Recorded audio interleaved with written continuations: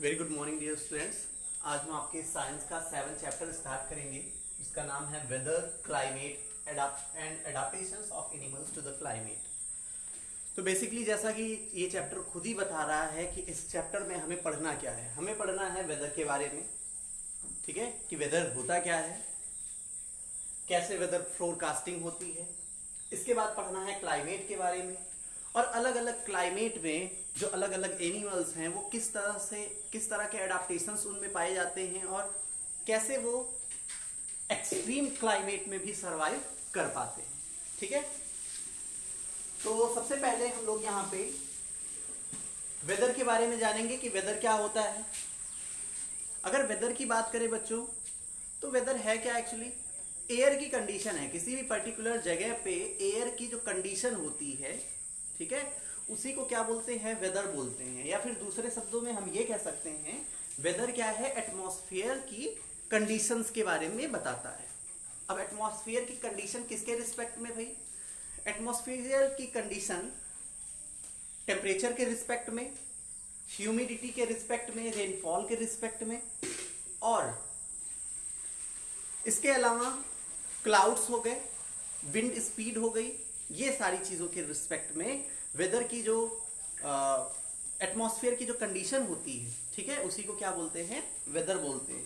तो अगर आपसे कोई पूछ रहा है कि व्हाट इज वेदर, तो आपको सिंपली क्या बताना है? आपको सिंपली ये बताना है the condition of air at a particular place with respect to temperature, rainfall, humidity and wind speed. ठीक है, यही होता है आपका वेदर। अलग अलग जगह पे अलग अलग वेदर होता है ना? अलग अलग दिन पे भी अलग अलग वेदर होता है। मान लेते हैं आज बहुत तेज धूप हो रही है, तो कल ऐसा भी हो सकता है कि कल पूरे दिन बारिश हो, है ना? ये देखा जाता है कि अलग अलग दिन पे अलग अलग तरह की वेदर कंडीशंस होती हैं। अब ये वेदर के बारे में जो लोग स्टडी करते हैं, किसके बारे में? वेदर के बारे में जो लोग स्टडी करते हैं उनको क्या बोलते हैं? मेट्रियोलॉजिस्ट बोलते हैं। क्या बोलते हैं? मेट्रियोलॉजिस्ट। ये मेट्रियोलॉजिस्ट क्या करते हैं?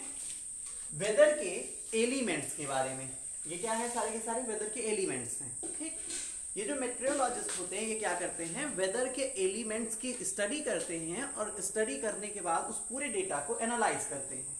एनालाइज करने के बाद बताते हैं कि वेदर किस पर्टिकुलर जगह पे कैसा होगा। ठीक है ना? फिर वो डेटा फोरकास्टर्स को दे दिया जाता है। वो क्या करते हैं? वेदर की फोरकास्टिंग करते हैं कि आज इस जगह पे मैक्सिमम टेम्परेचर इतना होगा, मिनिमम टेम्परेचर इतना होगा, विंड स्पीड इतनी होगी, इन इन जगहों पे बारिश होगी। ये सारी चीजें बताते हैं कौन? वेदर फोरकास्टर्स बताते हैं। ठीक है बच्चों, तो बेसिकली आपको समझ में आ गया होगा कि वेदर क्या है। वेदर किसी भी जगह पे एयर की जो कंडीशन है, किसके रिस्पेक्ट में? Temperature, atmospheric pressure, humidity, cloud, rain, इन सब के रिस्पेक्ट में जो वेदर की एयर की कंडीशन होती है किसी पर्टिकुलर जगह पे, वो वहां का क्या कहलाता है? वेदर कहलाता है। वेदर जो है वो चेंज होता रहता है, आज कुछ, कल कुछ, परसों कुछ। ठीक है, इस तरह से उनकी स्टडी करने वालों को क्या बोलते हैं? मेट्रियोलॉजिस्ट बोलते हैं। और कभी कभी क्या होता है कि जो सैटेलाइट्स लॉन्च किए गए हैं, उन सैटेलाइट्स के थ्रू डेटा कलेक्ट किया जाता है और उस डेटा को एनालाइज करके भी वेदर फोरकास्टिंग की जाती है। ठीक है, तो अब हम चलते हैं एलिमेंट्स ऑफ वेदर पे कि आखिर ये एलिमेंट ऑफ वेदर क्या है। वेदर के जो कंपोनेंट्स हैं वो कौन कौन से हैं? तो भैया यहाँ पे temperature, atmospheric pressure, humidity, cloud, rain, wind, ये सारे के सारे क्या हैं? एलिमेंट ऑफ वेदर कहलाते हैं। अब बात करते हैं हम सबसे पहले एलिमेंट की, जिसका नाम है टेम्परेचर, जिसको हम टेम्परेचर बोलते हैं। ये टेम्परेचर क्या है? डिग्री ऑफ हॉटनेस और कोल्डनेस ऑफ एयर। ठीक है, डिग्री ऑफ हॉटनेस और कोल्डनेस ऑफ एयर, या फिर आप एटमॉस्फेयर भी बोल सकते हैं, क्योंकि एटमॉस्फेयर भी क्या होता है?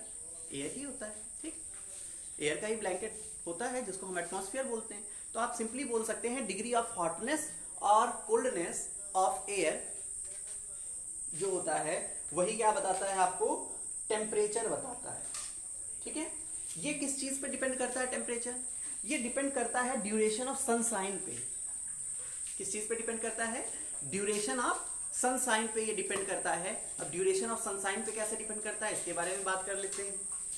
भाई धूप जितनी ज्यादा देर रहेगी, जाहिर सी बात है उतनी ज्यादा हॉटनेस होगी आपकी एयर में, क्योंकि एयर किसकी वजह से हॉट हो रहा है?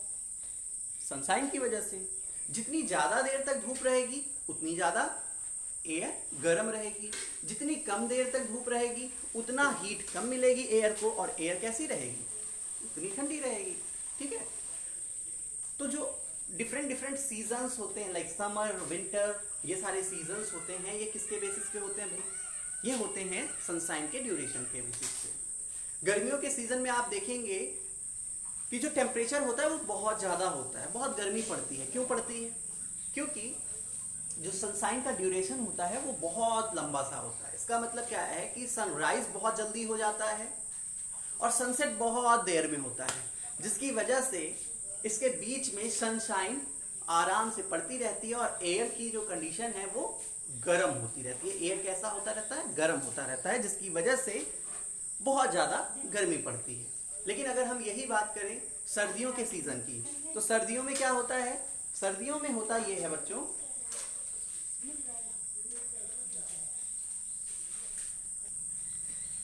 सर्दियों के सीजन में क्या होता है बच्चों? जो सनशाइन का ड्यूरेशन होता है वो काफी कम होता है। जो सनराइज हो रहा है वो काफी लेट होता है, लगभग 7:30 8 के आसपास। ठीक है। सनसेट जो है बहुत जल्दी हो जाता है। तो जो सनशाइन का ड्यूरेशन है वो काफी कम होता है, जिसकी वजह से जो एयर है वो उतना ज्यादा गर्म नहीं हो पाती, जिसकी वजह से जो टेम्परेचर होता है एयर का वो कैसा होता है? हल्का सा कम होता है। ठीक। आगे बात करते हैं, आखिर ये जो टेम्परेचर है एयर का, ठीक है, एयर की जो हॉटनेस या कोल्डनेस है ये मेजर कैसे की जाती है? तो जैसा कि हम लोगों ने बच्चों इसी क्लास में एक चैप्टर है हीट एक चैप्टर है ना, तो उसमें हम लोग पढ़ चुके हैं कि हीट और टेम्परेचर, ये सारी चीजों के बीच में डिफरेंस क्या होता है वो भी पढ़ चुके हैं।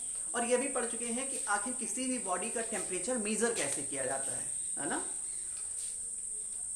तो मेजर करने के लिए हमारे पास एक डिवाइस होती है जिसको हम क्या बोलते हैं? थर्मोमीटर बोलते हैं। ठीक वैसे ही ये जो मैक्सिमम टेम्परेचर बताया जाता है, मिनिमम टेम्परेचर बताया जाता है कि हाँ आज इतना मैक्सिमम टेम्परेचर रहेगा पूरे दिन में और इतना मिनिमम टेम्परेचर रहेगा, ये कैसे मेजर करते हैं, ये कैसे बताते हैं? इसको बताने के लिए हमारे पास एक स्पेशल टाइप का थर्मोमीटर होता है जिसको बोलते हैं मैक्सिमम मिनिमम थर्मोमीटर। क्या बोलते हैं? मैक्सिमम मिनिमम थर्मोमीटर बोलते हैं। इसी मैक्सिमम मिनिमम थर्मोमीटर के बेसिस पे ही हम ये बता पाते हैं कि किसी पर्टिकुलर डे में मैक्सिमम टेम्परेचर कितना होगा और मिनिमम टेम्परेचर कितना होगा। ठीक है बच्चों। दूसरा जो एलिमेंट है उसको बोल रहे हैं एटमॉस्फेरिक प्रेशर। क्या बोल रहे हैं? एटमॉस्फेरिक प्रेशर बोल रहे हैं। अब एटमॉस्फेरिक प्रेशर क्या है?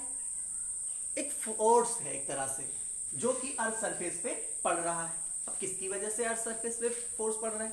एटमॉस्फेरिक प्रेशर, एटमॉस्फेयर की वजह से अर्थ सरफेस पे एक फोर्स पड़ रहा है, एक फोर्स लग रहा है, जिसको हम लोग एटमॉस्फेरिक प्रेशर बोल रहे हैं। जैसा कि हम सारे लोग जानते हैं बच्चों, कोई भी चीज हो उसमें क्या होता है? मास होता है ना। तो जाहिर सी बात है हम लोगों के चारों तरफ क्या है? एयर है। और एयर है तो इसका मतलब एयर में भी कुछ ना कुछ मास होगा। अब एयर अर्थ सरफेस से बहुत हाइट तक एयर पाई जाती है ना। अब उतनी हाइट तक एयर पाई जाती है तो सोचो उस एयर का वेट कितना होता होगा? बहुत ज्यादा होता होगा। अब अगर उस एयर का वेट इतना ज्यादा है तो जाहिर सी बात है वो क्या करेगा? अर्थ सरफेस पे एक फोर्स लगाएगा, है ना। अर्थ सरफेस के ऊपर वो जो वेट ऑफ द एयर है वो एक फोर्स लगाएगा, जिसको हम लोग क्या बोल रहे हैं? एटमॉस्फेरिक प्रेशर बोल रहे हैं।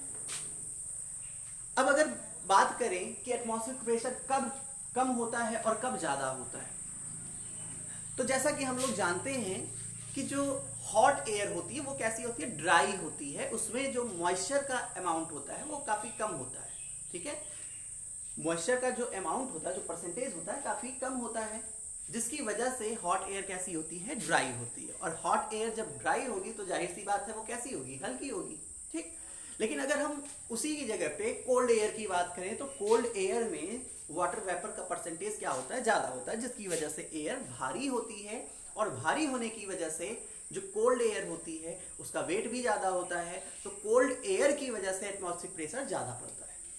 ठीक है, तो हॉट एयर, ड्राई एयर जो होती है उसका एटमॉस्फेरिक प्रेशर कम पड़ता है, जबकि कोल्ड एयर का एटमॉस्फेरिक प्रेशर ज्यादा पड़ता है। इसके बाद बात करेंगे हम ह्यूमिडिटी की। ह्यूमिडिटी क्या होती है?